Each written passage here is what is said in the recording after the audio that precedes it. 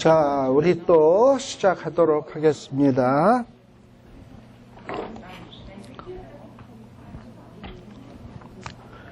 자, 6장, 이제 우리 24절부터 또 나갈 차례입니다. 엘리사가 이렇게 아람 군대를 생명을 빼앗지 아니하고 무사히 그것도 배부르게 만들어서 편안하게 있게 하다가 돌려보냅니다. 이 일로 인해서 이 아람 군사, 아람 왕은 엘리사를 두려워하게 되고 또 쳐들어가봤자 패배할 게 뻔하다 생각이 돼가지고 한동안, 오랫동안 쳐내려오지 못하게 됩니다. 근데 이 여호람은 이러한 사실을 생각하면서 하나님을 의지해야 되겠구나. 내가 그동안에 눈이 어두워서 정말 제대로 판단 못하고 이렇게 선지자의 이런 놀라운 능력을 보고서 하나님께 돌아가지 않으면 정말 나는 개되지만도 못하다. 뭐 이런 어떤 반성이 있어야 될 거 아니에요? 그런데 전혀 여호람에게는 반성이 없었던 것 같습니다. 근데 이렇게 하나님의 백성이, 하나님의 자녀가 하나님은 기다려주는데 회개치 아니하고 계속 버티면 어떻게 될까? 하나님이 영원히 참으시는 건 아니에요. 기다려주시긴 하지만 기다려도 뭔가 돌아올 기미가 없다 하면은 그 다음에는 뭐 하시냐? 징계의 채찍을 들 수밖에 없습니다. 히브리서 12장에 보게 되면 하나님이 징계치 않는 자식, 채찍질하지 않는 자식은 버린 자요 사생자다. 그래서 히브리서 12장에 보면 얻어 터질 때 무릎을 꿇고 하나님 앞에 나아가서 회개하는 게 상책인 거예요. 자, 그런데 그러다 보니까 이제 세월이 꽤 지난 거예요. 24절의 첫 단어가 뭡니까? 이후에 즉각이 이루어진 일이 아니에요. 오랫동안 아람 나라가 못 쳐들어오고 있다가 이제 뭔가 여호람도 기억이 가물가물해지고 아람 나라도 엘리사에 대한 두려움, 하나님에 대한 두려움이 가물가물해지고 근데 가물가물해져서 쳐들어왔다기보다는 제가 볼 때는 여호람이 기회를 주는데도 회개치 않으니까 야, 아람, 쟤네도 정신 차리게 한번 쳐. 그래가지고 이제 치러 들어오는 거예요.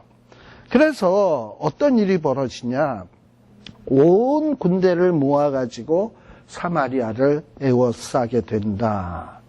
자, 그래서 여기에서 아주 끔찍한 사건이 벌어지게 됩니다. 내용인즉 24절에서부터 요 33절까지 나오는 내용을 쭉 보게 되면 30절까지 나오는 내용을 보게 되면 이 사마리아가 아람 군대에 포위를 당해가지고 그야말로 정말 양식이 다 떨어져가지고 먹을 게 없어서 부모들이 자식을 삶아먹는 이런 정말 아름다운 일이라고 해야 될지 무슨 일이라고 해야 될지 아무튼 끔찍한 일이 발생되는 사건이 벌어지게 됩니다. 근데 이 사건도 지금 뭐 단순히 아람 군대가 쳐들어와서 오랫동안 포위하니까 식량이 떨어져서 사람들 부모가 애들을 잡아먹었다 이렇게 단순하게 설명할 수 있는 일이 아니에요. 이것은 이미 성경에 예언된 바입니다. 어디에 예언된 바냐 하면 우리 구약성경 레위기 26장을 한번 보세요. 우리가 이미 다 살폈던 내용입니다.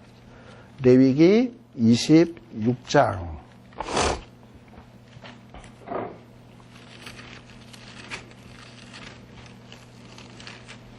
26장에 보게 되면 특별히 26장 3절부터 보세요. 너희가 누구겠습니까? 이스라엘 백성들이 나의 규례와 계명, 하나님의 규례와 계명이겠죠. 하나님의 규례와 계명을 잘 준행하면 복 받는다는 얘기예요. 무슨 복? 4절, 5절, 6절, 7절 뭐 보면은 복의 내용들이 쫙 나옵니다. 그죠? 하나님 앞에 뭐 예를 들어서 보면 이렇게 하나님의 말씀에 잘 순종하면 비 주신다. 그래서 땅이 열매들을 잘 맺는다. 5절에 보면 음식 배불리 먹는다. 안전히 거하게 된다. 6절에 보면 평화가 있다. 너를 두렵게 할 자가 없다. 7절에 보면 너희가 대적을 쫓는다. 뭐 이런 얘기들이 쭉 나와요. 순종할 때 주어지는 축복. 그러나 14절 하나님 앞에 불순종하게 되면 하나님의 말씀을 청종치 아니하여 하나님의 모든 명령을 준행치 아니하며 또 행하지 않을 뿐만 아니라 규례를 멸시하며 마음에 나의 법도를 싫어하여 나의 모든 계명을 준행치 아니하면 나의 언약을 배반하면 어떻게 되느냐? 16절서부터는 어떻게 되느냐가 나와요. 간단히 좀 몇 가지 살펴보면 16절에 보면 뭐가 생긴다? 폐병, 열병, 생명이 쇠약하게 된다. 파종이 헛되다. 대적에게 패한다. 17절 너의 미워하는 자가 너를 다스린다. 쫓는 자가 없어도 도망간다. 뭐 이런 거예요. 그죠? 20절에 보면 쇠 빠지게 수고해봤자 그 수고가 어때다? 헛되다. 뭐 이렇게 되는 거예요. 이거 다 저주죠. 자, 그럼에도 불구하고 21절 이런 어떤 하나님이 깨달으라고 징계를 줬음에도 불구하고 나를 거스려 여전히 하나님의 명령에 청종치 않으면 어떻게 된다? 하나님이 7배로 재앙을 좀 더 세게 준다. 그래서 그 예를 들면 22절 들짐승 보낸다. 들짐승들이 너희 자녀들을 삼킨다. 이런데도 또 돌이키지 아니하면 23절 하나님이 또 24절에 보면 몇 배를 더한다? 7배를 더한다.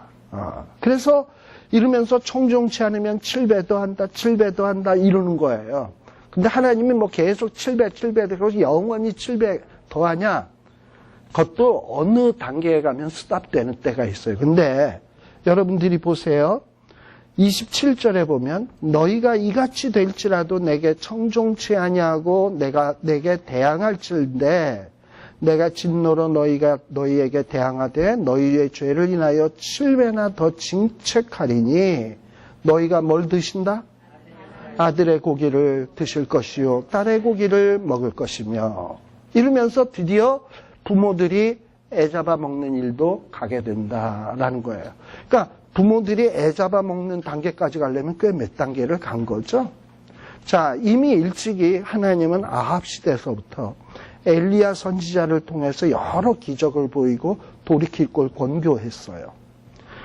그런데 아합 안 돌이켰어요. 또 아하시아 때 정말 죽을 병이 걸렸을 때 또 한 번 경고를 했어요. 안 돌이켰어요. 여호람 때 지금 여호람 때도 지금 이렇게 아람 군대가 쳐들어왔을 때 눈을 멀게 했다, 눈 뜨게 했다. 그래서 뭐 정말 하나님의 능력을 보여주었잖아요. 안 회개했어. 하나님께 돌아오지 않았어. 그러면 이제 드디어 뭐가 기다리고 있다? 아들의 고기, 딸의 고기를 드실 일이 남아있게 되는 거예요. 그래서 지금 여기에 우리 열왕기하 6장 24절에 나오는 사건이 갑자기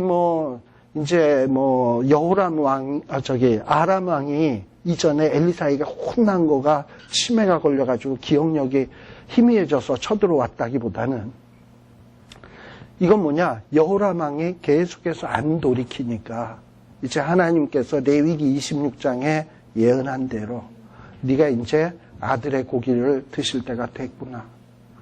그리고 딸의 고기를 드실 때가 됐구나. 여호람과 이스라엘 백성들이 하나님의 말씀을 청종치 않으니까 이제 이 지경까지 가는구나 해서 이 사건이 벌어지게 되는 겁니다. 자, 그래서 25절에 보게 되면 아니나 다를까 아람 사람이 애워쌌어요. 자, 이렇게 지금 이 여호람 왕은 이중고에 지금 시달리고 있는 겁니다. 첫째는 뭐냐 하면 지금 단순히 그 사마리아 군대가 애워싼 것도 고통 가운데 하나지만 또 하나 문제점은 뭐냐면 기근이야. 기근.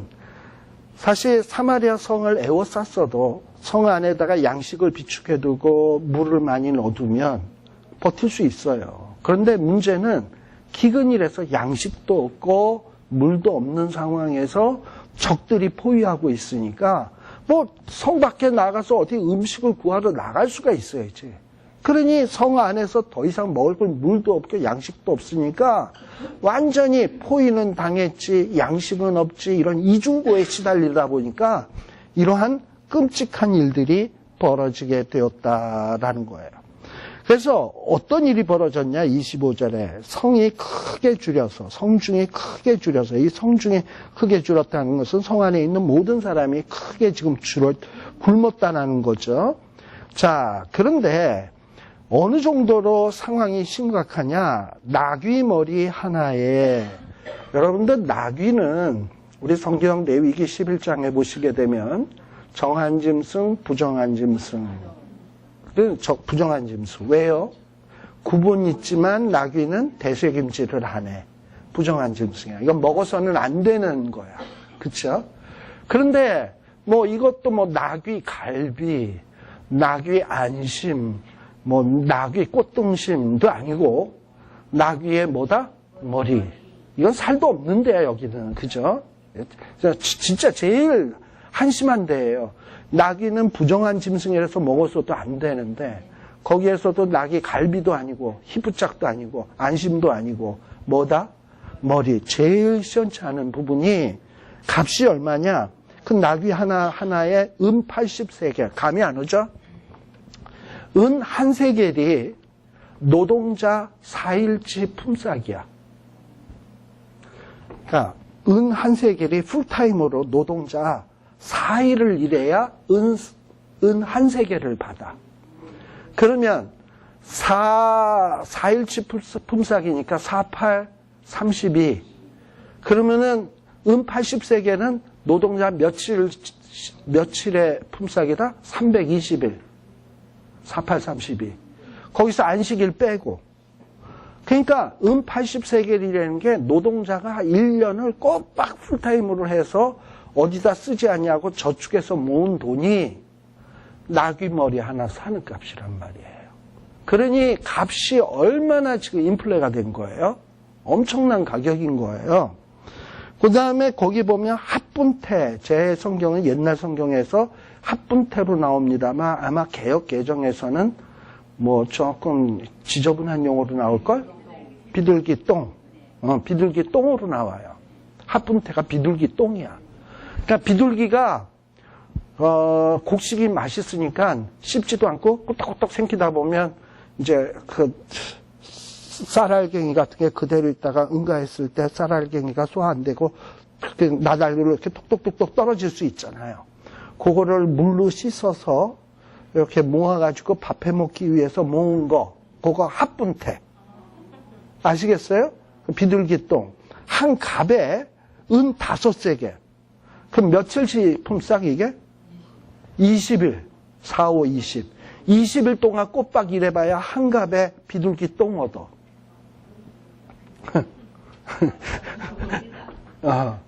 그러니까요. 이게 지금 그것도 1갑도 아니네. 4분의 1갑이네. 그죠? 그러니 이게 얼마나 식량난이 극심한 상황입니까? 그렇잖아. 오죽하면 애 잡아먹어요. 그죠? 자, 그러다 보니 이스라엘 왕도 지금 상황이 이 지경이다 보니까 백성들의 민심이 어떠한가 돌아보기 위해서 성 위로 통과를 합니다. 성이 우리 옛날 고대 성들 보면은 성 위가 그냥 이렇게 벽돌로만 돼 있고 벽으로 돼 있는 게 아니라 이렇게 도로처럼 넓어. 여러분들 중국의 만리장성 가보면 만리장성 그 위에 보면 마차가 다닐 수 있을 정도로 거의 뭐 1, 2차선 되는 도로로 쭉 돼 있어요. 그런 식으로 그런 위를 이 왕이 마차나 혹은 말을 타고 성 아래에 있는 백성 또 적들의 동태 이걸 살피기 위해서 성 위로 순시를 쭉 가는 거예요. 근데 그때에 한 여인이 여호람에게 와서 뭐라고 얘기하냐. 내 주왕이여 도우소서라는 거예요. 근데 여기에 대한 여호람의 대답을 한번 봅시다. 왕이 가로되 뭐라고 얘기하냐. 여호와께서 너를 돕지 아니하시면 내가 무엇으로 너를 도우랴. 좋은 뜻이다 나쁜 뜻이다. 이 얘기는 어떤 뜻이냐면 여호와도 지금 너를 돕지 않는데 난들 어떻게 돕냐. 이런 어떤 좀 어떻게 보면 여호와 하나님께 대해서 좀 빈정대는 듯한. 그리고 여호와 하나님도 지금 너를 돕지 못하는데 난들 무슨 능력이 있어서 내가 어떻게 돕냐 이 말이지. 우리가 뭐 가난은 뭐 누구도 구제하지 못한다고? 나라님도 구제하지 못한다고. 너 그 말도 못 들었냐? 이 얘기나 마찬가지예요. 자, 근데 난들 내가 어떻게 도우랴? 내게 무슨 뭐 타작마당이 있냐? 포도주 틀이 있냐? 내가 뭘 어떻게 도울 수 있냐, 지금. 여호와도 안 도와주시는데. 자, 지금 여호와가 왜 안 도와주시죠? 지가 그동안에 하나님의 말씀을 청정치 안 했잖아. 그래서 경고했잖아. 그래도 청종하지 않으면 7배나 더 한다. 7배나 더 한다. 그 말씀 생각했으면 돌이켰어야지. 그래가지고 계속 안 돌이켰으니까 이제 결국은 어디까지 왔다?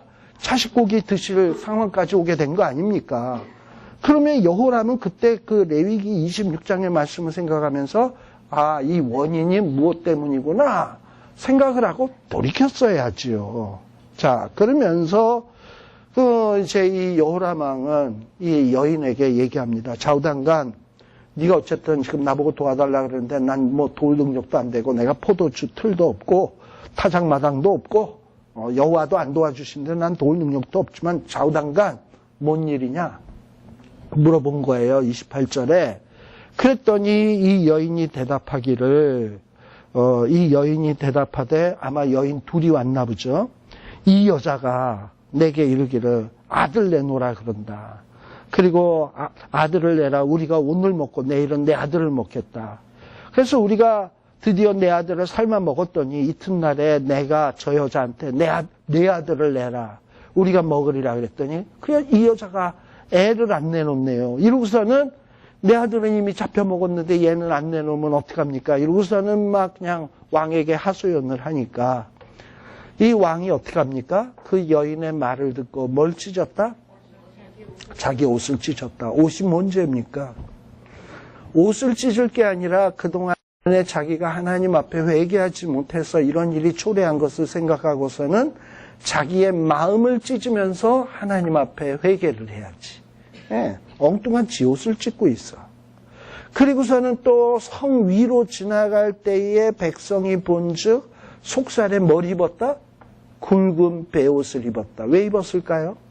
내가 이렇게 국가의 재난에 임해서 이렇게 정말 하나님 앞에 회개의 모습을 보인다 하고 굵은 베옷을 보이게 입고 다니는 거야. 이게 어떻게 보면 베옷은 어떤 때 입죠? 상당했을 때 혹은 하나님 앞에 죄를 회개할 때.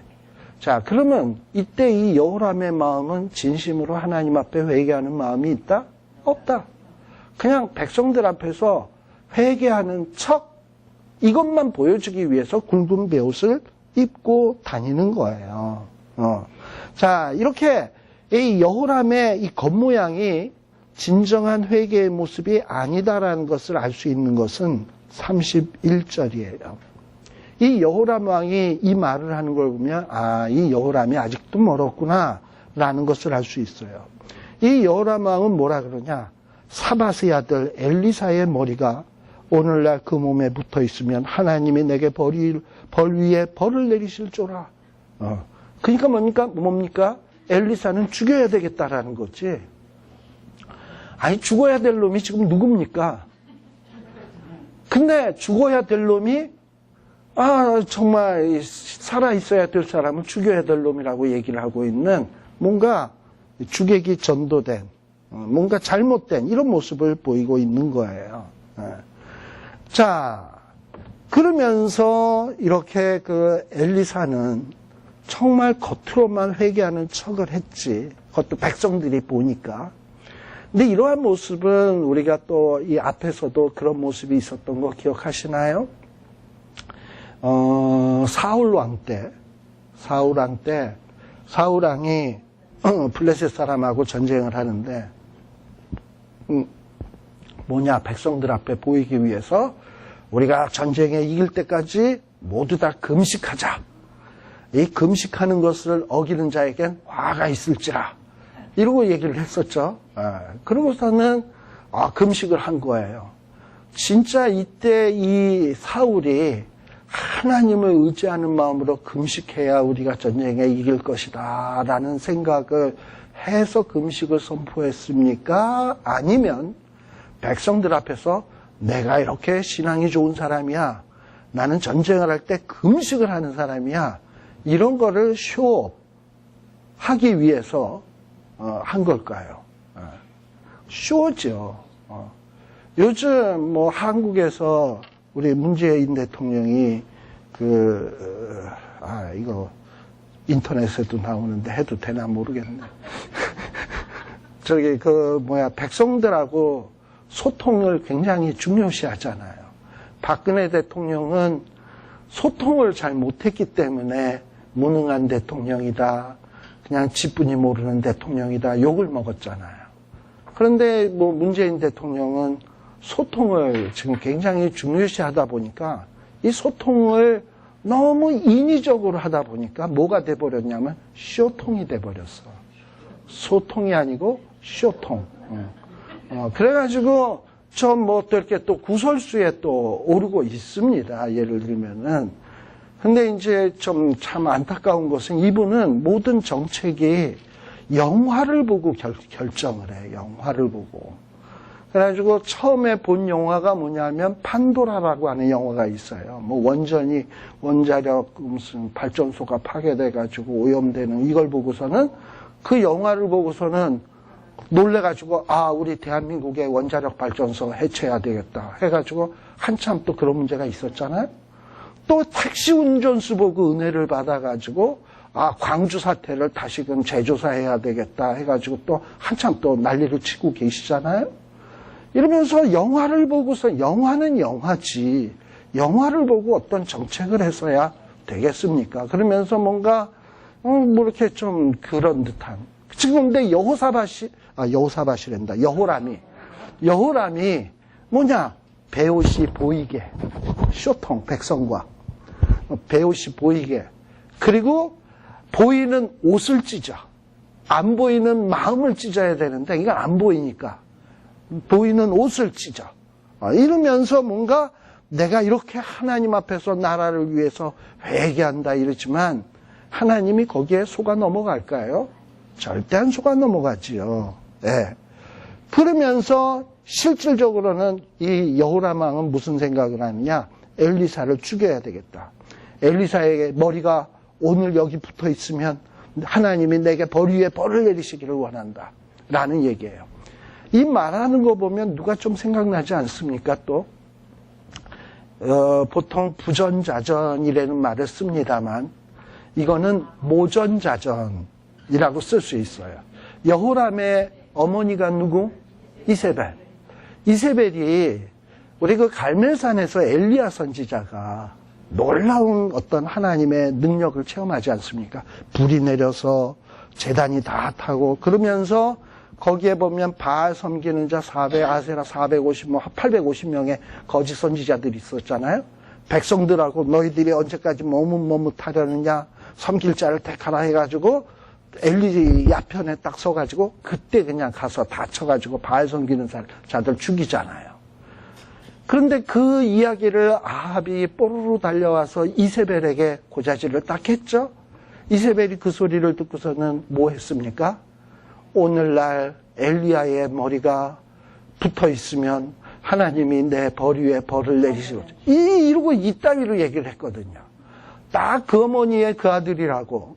지금 여호람도 뭐냐? 지금 이런 상황에 직면해서 하나님 앞에 진심 어린 기도를 해야 되는데 모든 것을 누구 탓을 돌리느냐? 엘리사 탓을 돌리고 있는 거예요.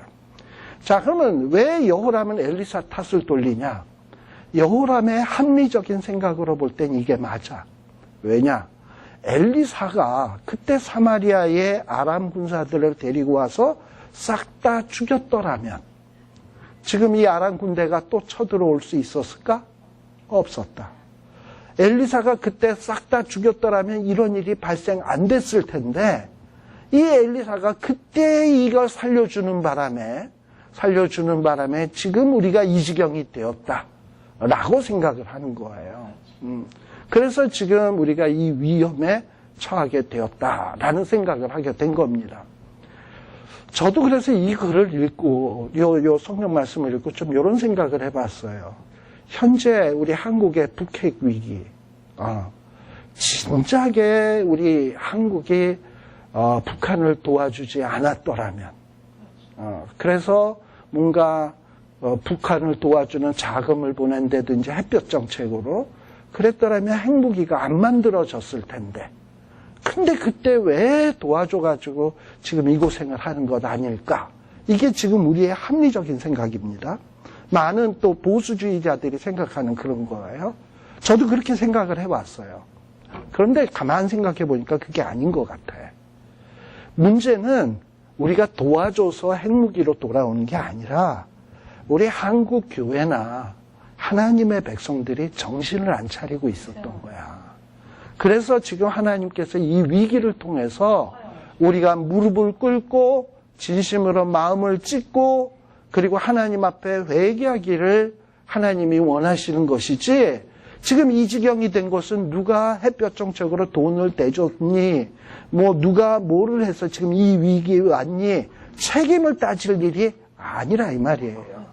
왜 이 지경이 되었을까? 누구 탓하기 이전에 우리들이 우리 자신을 돌아보고 과연 하나님 앞에 올바로 섰었는가?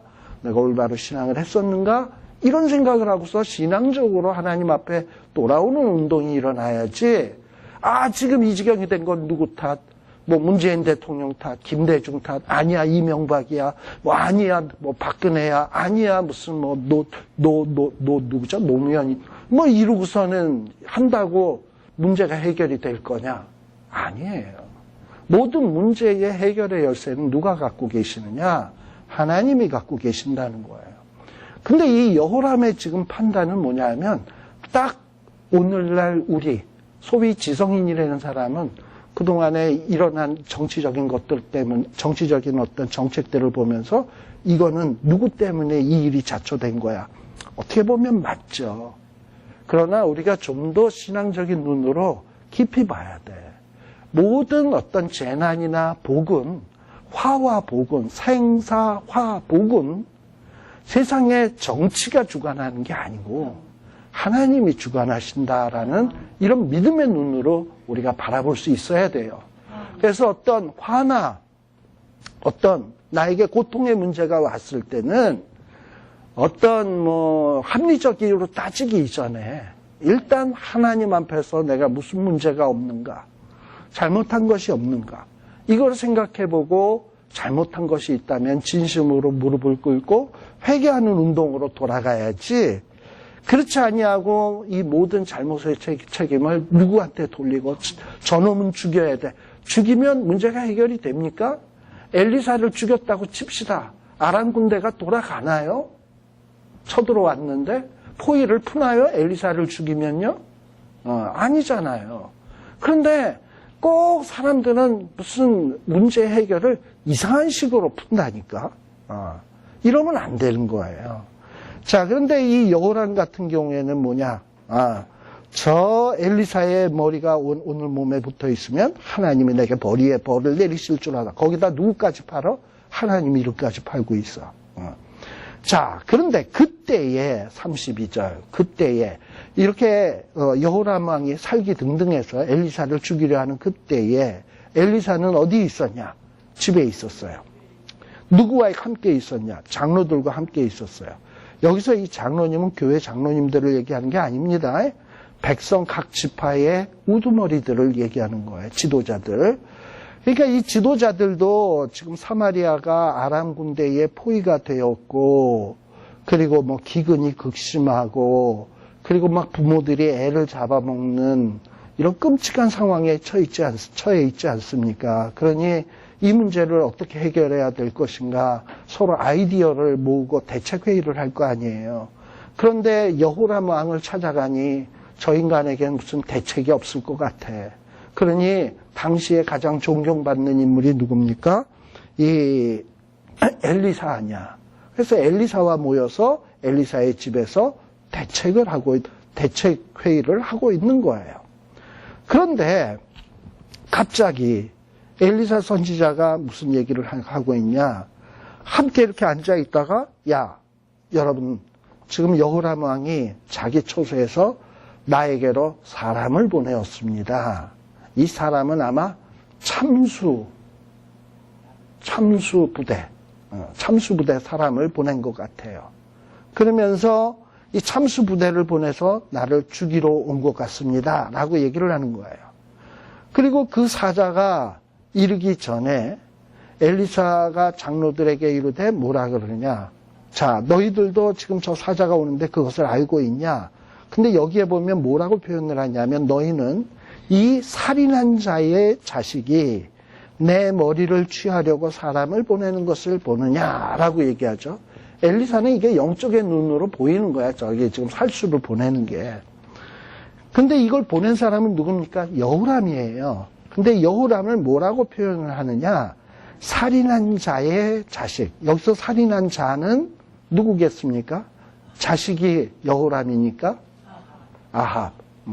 왜 아합을 살인한 자라고 얘기를 합니까?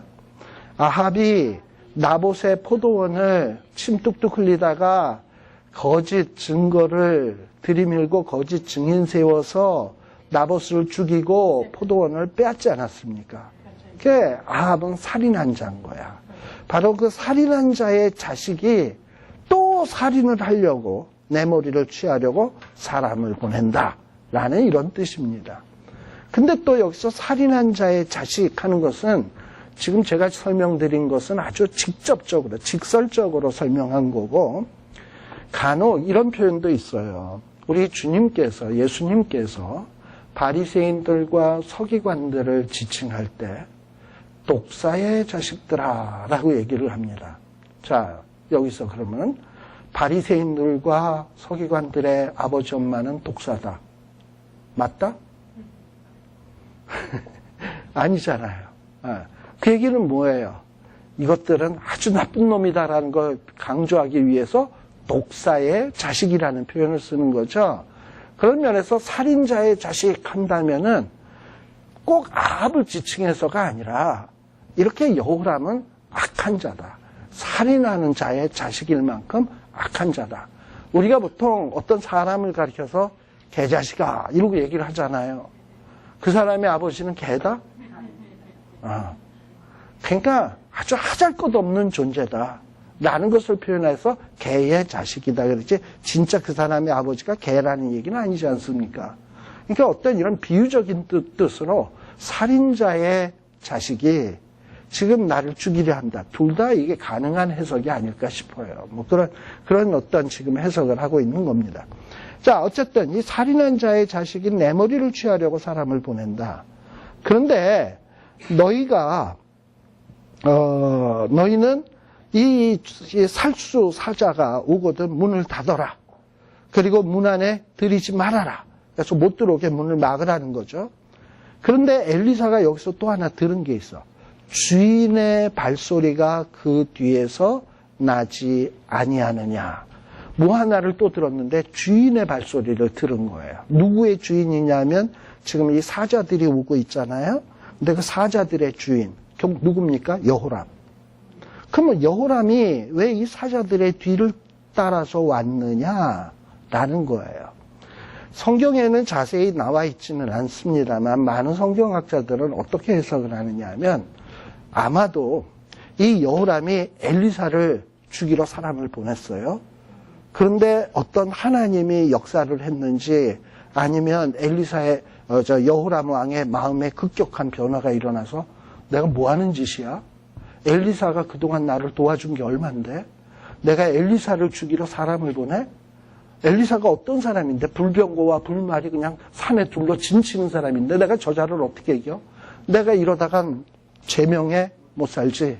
이거 저 사자들 보내서 엘리사를 죽이기 전에 빨리 말려야 되겠다. 그래서 잽싸게 달려갔다라는 거예요.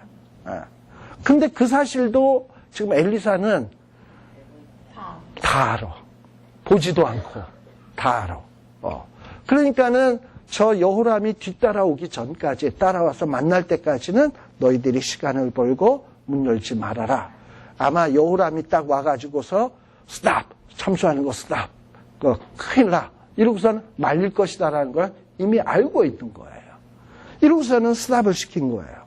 자, 이러고서는 이 엘리사가 뭐냐면 장로들하고 그런 얘기를 할 때에 이 사자가 쫙 이른 거예요. 그런데 그 다음에 보니까 막바로 또 뭐가 나옵니까? 왕이 가로되 나오잖아요. 왕은 누구겠습니까? 여호람이 또 도착을 딱 해가지고 이 재앙이 누구에게로부터 나왔다? 여호와께로부터 나온 일이다. 내가 하나님 앞에 잘못해서 이 재앙이 여호와께로 나온 것인데 어찌 또 이 여호와의 앞에서 시간 질질 끌면서 내가 회개하지 않냐고 이렇게 기다리겠느냐 라고서는 일종의 뭔가 이 여호람이 변화된 모습을 보여주고 있는 거예요. 자, 그런 어떤 사건 뒤에 7장에 보면 이어지는 사건이 뭡니까? 이제 아람 군대가 도망가고 그리고 이제 7장 1절 마지막에 보게 되면 내일 이맘때에 사마리아 성문에서 고운 가루 한 스아라 그러면 어느 정도냐면 7리터 정도 돼요. 7리터면은 우리 그 코카콜라 큰 병 있죠? 7개. 7개에 몇 세겔? 한 세겔. 한 세겔이 아까 며칠씩 품사? 4일치 품사. 그 다음에 보리 2수아에 한 세겔. 값이 이전보다 엄청 내린 거예요. 이러면서 풍년과 같은 이런 상황이 전개가 됩니다. 자, 이렇게 이전에는 자식을 삶아 먹을 정도로 굶주렸었는데 이제 뭔가 양식의 풍년의 상황으로 바뀌어지게 된 거예요. 그 결정적인 계기가 어디서부터 비롯되느냐? 뭔가 이 여호람이 깨닫기 시작한 거지. 내가 이런 모든 일들이 여호와께로서 비롯되었는데 이거를 모르고 있었구나라는 어떤 반성, 이런 거에서부터 시작이 되는 거예요. 그래서 요 문둥병자에 대한 이야기, 그리고 다시금 이스라엘 백성들에게 양식이 주어지게 되는 요 이야기, 7장의 이야기는 다음 시간에 우리가 또 살피도록 하겠습니다. 기도하겠습니다. 하나님 아버지 감사합니다. 참으로 하나님께서는 우리에게 하나님의 능력과 또 하나님의 뜻과 하나님께서 우리에게 원하시는 것을 만 가지로 이 모양 저 모양으로 보여주고 계시는데 우리의 눈이 어둡고 귀가 어둡고 그래서 깨닫지 못하고 끊임없이 인생에 어려운 일이 있을 때마다 하나님 의지하기보다는 내 잔머리로 또 나의 합리적인 생각으로 문제를 헤쳐나가려 할 때가 얼마나 많은지요. 하나님 아버지, 우리들이 하나님의 말씀을 통해서 참 지혜를 얻게 하여 주시고 여호와를 경외하는 것이 지혜의 근본이요 여호와께 의지하는 것이 하나님께 가까이 하는 것이 복임을 잊지 않는 저희들이 되게 하여 주시옵소서. 예수님 이름으로 기도드리옵나이다. 아멘. 마치겠습니다. 수고하셨습니다.